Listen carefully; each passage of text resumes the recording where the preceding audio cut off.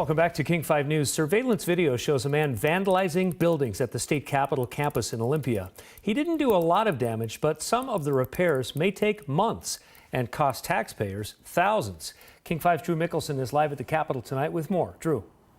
Well, Mark, that surveillance video is what the State Patrol says helped them identify and arrest that man early Saturday morning. They think he damaged at least 4 buildings, including ripping one of the light fixtures off the back end of the state Supreme Court building. According to the state surveillance video, the vandalism spree lasted for more than an hour just after midnight last Saturday morning.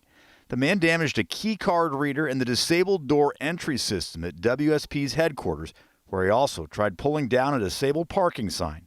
Cameras caught him at the state's old abandoned greenhouse and outside the vacant General Administration building, where he's accused of vandalizing another key card reader. But the worst damage was at the Supreme Court's Temple of Justice. It's disappointing, and this is tax dollars that, are going to do these repairs. It's not clear if the light fixture torn down can be repaired or needs to be replaced.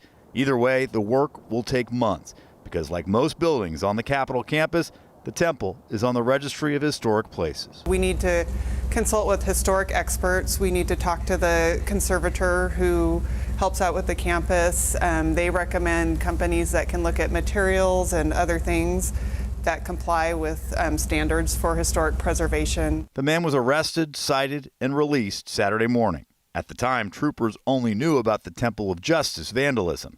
Investigators are reviewing all security videos to establish a list and damage total before presenting the case to county prosecutors for likely criminal charges.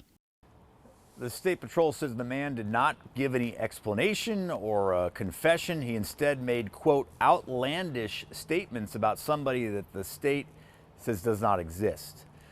Live at the Capitol in Olympia, Drew Mickelson, King 5 News.